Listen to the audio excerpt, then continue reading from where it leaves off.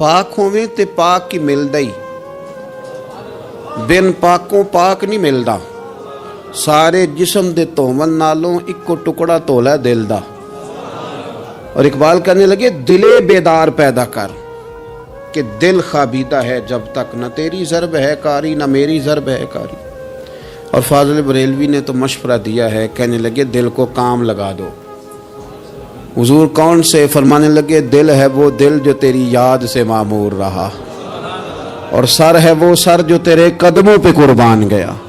जो दिल रखता है वो कुरान पाक से नसीहत लेगा, जिसके पास दिल है।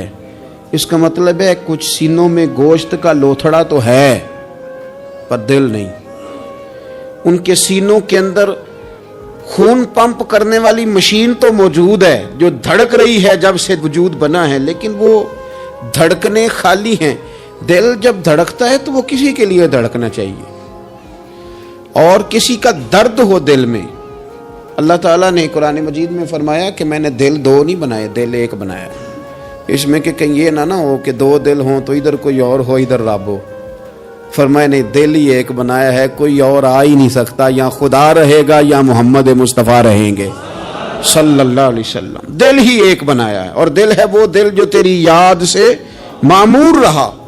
दिल धड़के और फिर वो तड़पे, वो किसी के दुख में तड़पे, वो किसी के दर्द में तड़पे, वो किसी की परेशानी पे तड़पे, वो किसी की मोहब्बत में तड़पे। और जब वो खूब तड़पे ना, तो वो तड़प जो होती है, कुछ जख्म ऐसे होते हैं जिनका मजा आता है। यानी जब बाजों का जख्म ठीक होने पे आए तो आप उसे थोड़ा सा हाथ लगाएं तो वो थोड़ा सा ना मजा देता है। कुछ जख्मों का भी मजा होता है। आतिश कहने लगा वो मजा दिया है तड़प ने कि मेरी आरज़ू है यार अब मेरे दोनों पहलुओं में दिले बेकरार होता। मेरा दिल करता है दो दिल होते, मैं एक से तड़पा हूं तो इतना मजा है, अगर मैं दो से तड़पता तो कितना मजा होता। मेरे दोनों पहलुओं में दिले बेकरार हो। अजीज भाई, दिल पर मेहनत, दिल की सफाई। 2 4 5 दिन आप गुस्ल न करें, मिसवाक न करें, आप कपड़े न बदलें तो तबीयत पे ना बोझ बन जाता है। अपने आप से ही बंदे को थोड़ी सी ना कोफ्त महसूस होती है। तो अगर 4 5 दिन 6 दिन इसी तरह गुजर जाएं तो फिर इंसान महसूस करता है कि यार ये मैं किधर आ गया हूँ। अब वो जब घर आता है सफ़र से लौट के तो फिर वो कपड़े निकालता है तो खाने से पहले गुस्ल करता है, खाने से पहले नहाता है, कपड़े बदलता है, मिसवाक करता है। तबीयत मेरी ठंडी हो गई, अब ज़रा मुझे ना मैं फ्रेश हो गया हूँ जी, अब मेरी तबीयत हल्की फुल्की सी हो गई है जी मेरी तबीयत। और मेरे भाई ज़ाहिर पर थोड़ा सा गर्द चढ़ जाए तो बंदा अपने आप को फ्रेश महसूस नहीं करता। तो अगर दिल सारा हसद से भर जाए, बुग़्ज़ से भर जाए, अदावत से भर जाए, लोगों के बारे में बुरे ख्यालात से भर जाए, कीने से भर जाए, तो कब इंसान को सुकून आएगा? कोई भी नहीं तंग होता आपके हसद से। अगर कोई माज़अल्लाह किसी से जल रहा है तो किसी का कुछ भी नहीं बिगाड़ रहा। अगर किसी से हसद कर रहा है तो क्या नुकसान कर लिया उसने किसी का? अपने आप को ही जला रहा है, अपने आप को तकलीफ दे रहा है। इसे मल मल के धो अपने दिल को। अगर ये साफ हो गया तो तेरा वजूद ही हल्का फुल्का हो जाएगा, तू खुद सुकून में आएगा। इसे मल मल के धो, मल मल के इसको सही करके साफ कर।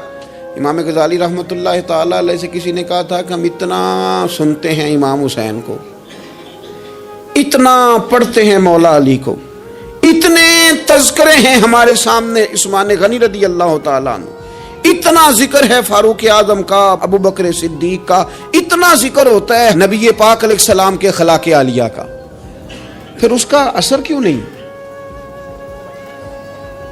पढ़ते हैं, सुनते हैं, बयान करते हैं, कहा जाता है, सुना जाता है, फिर उसका वो असर क्यों नहीं? वो तबीयत पे चीजें नक्श क्यों नहीं हो रही? तो इमाम गज़ाली रहमतुल्लाह अलैह फरमाने लगे कि अगर आईने पे गर्द पड़ जाए तो उसमें अक्स सही नजर नहीं आते।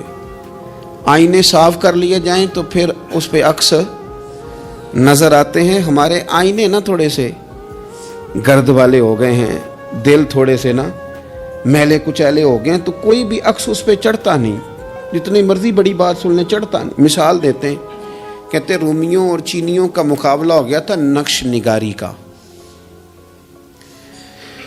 बादशाह ने कहा जो अच्छा नक्काश निकलेगा, अच्छी खत्ताती करेगा, उसे इनाम दूंगा। تو رومیوں نے تو بڑے بڑے رنگ منگوائے، تو بڑی بڑی پینسلیں منگوائیں، تو بڑا انہوں نے کام کیا، درمیان میں پردہ تھا، آمنے سامنے دیواروں پہ نقش بنانے تھے۔ لیکن چینیوں نے کوئی چیز بھی نہیں منگوائی۔ 1 مہینے 1.5 مہینے کا ٹائم تھا، فارغ ہو کے بادشاہ نے پردہ ہٹایا کہ بیچ کھڑے ہو کے فیصلہ کروں گا کس کے نقش و نگار اچھے ہیں، انعام ملے گا۔ پردہ ہٹایا تو جیسے نقش رومیوں کی دیوار پہ تھے ویسے چینیوں کی دیوار پہ تھے، ایک نقطے کا بھی فرق نہیں۔ بادشاہ کہنے لگا او کیسے فیصلہ کروں، تم نے کیا کیا ہے، سمجھ نہیں آئی تم نے کیا کیا۔ تو چینیوں سے یہ بھی پوچھنے لگا کہ نہ تم نے کوئی رنگ منگایا، نہ پینسل منگائی، نہ کوئی اور چیز، تو بالکل سیم۔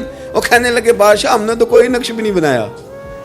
تم نے پھر کیا کیا؟ کہنے لگے ہم نے ذرا مال کے دیوار صاف کی ہے، دیوار کا آئینہ بنا دیا ہے، نقش تو انہی کے ہیں لیکن نظر ادھر آ رہے ہیں۔ میں نے سنا ہے کہ اس کے شبستان سے متصل ہے بہشت، مکی ادھر کے بھی جلوے ادھر کے دیکھتے ہیں۔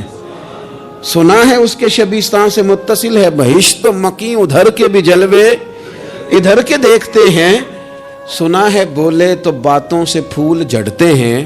اگر یہ بات ہے تو چلو بات کر کے دیکھتے ہیں، اگر یہ بات ہے تو چلو پھر بات کر کے دیکھتے ہیں۔ میرے عزیز کہنے لگے کہ وہ نا جناب ہم نے صرف دیوار صاف کی ہے، اتنی صاف کی ہے کہ شیشہ بنا دیا ہے، تو اب ان کے نقش ادھر بھی نظر آتے ہیں۔ تو بس اب بادشاہ خوش ہو گیا، اس نے کہا کوئی بھی نہیں جیتا، کوئی بھی نہیں ہارا، تمہارا انعام برابر کا ہے، تمہیں نقش بنانے کا انعام ملے گا اور تمہیں صفائی کرنے کا انعام ملے گا۔ امام غزالی کہنے لگے چل تو اس طرح کر، روز تو غسل کرتا ہے، دانت صاف کرتا ہے، بال کٹواتا ہے، ناخن بڑھ جائیں تو کٹواتا ہے، کوئی چیز ذرا تھوڑی بڑھ جائے تو چھوٹی کرتا ہے، تو کوئی لباس پورا نہ ہو تو اس کو سیٹ کرتا ہے، تو اس طرح کر، ظاہر پہ جو اتنی محنت کی ہے ذرا مال کے دل دھو، انشاءاللہ امام حسین کا فیض بھی نظر آئے گا، مولا علی کے جلوے بھی نظر آئیں گے، حضرت عثمان غنی کی حیا کا عکس بھی نظر آئے گا۔ اسے پہلے دھو لے، پھر تمہیں سیدنا عمر کی عدالت کا فیض ملے گا، حضرت صدیق اکبر کی صداقت کا نور ملے گا، پھر تو دیکھنا تیری طبیعت پہ نبی پاک کے اخلاق عالیہ کا بھی فیض نظر آئے گا۔ لیکن پہلے اسے دھو لے، اسے دل بیدار پیدا کر کہ دل خوابیدہ ہے جب تک، نہ تیری ضرب ہے کاری نہ میری۔ کچھ چیزوں سے دل سخت ہوتا ہے، جو لوگ دنیا داری کی اور فضول باتیں زیادہ کرتے ہیں ان کا دل سخت ہو جاتا ہے، جو ہنستے زیادہ ہیں ان کا بڑا سخت ہو جاتا ہے، اور صوفیاء کہتے ہیں جو کسی پہ ہنستے ہیں نا ان کا تو مردہ ہی ہو جاتا ہے، تو معاملہ ہی ختم ہو گیا۔ اور جو لوگ رزق حرام کی طرف بڑھتے ہیں ان کا دل بھی مردہ ہو جاتا ہے۔ اور اقبال کہتے ہیں جو مشینی زندگی گزارنے لگتے ہیں نا، روحانی زندگی سے نکل جاتے ہیں۔ ہم آج کل مشینی زندگی پہ آ گئے، ہمارے پاس انٹرنیٹ ہے، موبائل ہے، آواز کے فاصلے اتنے کم ہوئے ہیں کہ دلوں کے فاصلے بڑھ گئے ہیں۔ اقبال کہنے لگے دل کے لیے موت ہے، دل کے لیے موت ہے، دل کے لیے موت ہے یہ مشینوں کی حکومت۔ احساس مروت کو کچل دیتے ہیں یہ آلات، آلات پہ زندہ ہیں ہم، دل کے لیے موت۔ اور کسی کے گھر جانا، دروازے پہ دستک دینا، اور کبھی خط لکھنا تو سوچ سوچ کے، کبھی کاٹنا تو پھر لکھنا، لفظ یہ اس کے شایان شان نہیں، یہ جملہ میں نے بدل دیا ہے، لیکن اب بے باکانہ گفتگو ہے، تو مجھے وائس کر دے میں تجھے وائس کر دوں گا، حال ہی کوئی نہیں، تو کیا کوئی سوچے گا، کیا کوئی لکھے گا، کیا کوئی اس میں خوبصورتی کے رنگ بھرے گا۔ سخت ہو جاتے ہیں دل جب آپ مشینوں کی زندگی میں زندہ رہتے ہیں۔ دل نرم کیسے ہوتے ہیں؟ میرے نبی پاک نے فرمایا یتیم کے سر پہ ہاتھ پھیر، رب تیرا دل نرم کرے گا۔ اگر زنگ لگ جائے دل کو تو اللہ کا ذکر کر، قرآن پاک کی تلاوت کر، اللہ تیرے دل کو نرم کر دے گا۔ اور پھر فرمایا کہ اگر دل سخت ہو جائے تو موت کو یاد کر، تیرا دل نرم ہو جائے گا۔ اچھوں کی صحبت اختیار کریں تو دل نرم ہو جاتا ہے۔ قبروں کی زیارت کریں، جائیں کبھی اپنے شہر کے قبرستان میں، غور کریں کہ وہ چودھری صاحب لیٹے ہیں، یہ علامہ صاحب لیٹے ہیں، وہ فلاں بہت بڑے افسر لیٹے ہیں، وہ دیکھو وہ میرا عزیز لیٹا ہے۔ وہ ہارون رشید نے کہا حضرت داؤد تائی سے نصیحت کر دیں، تو فرمانے لگے باپ کدھر ہے تیرا؟ کہا حضور قبرستان میں۔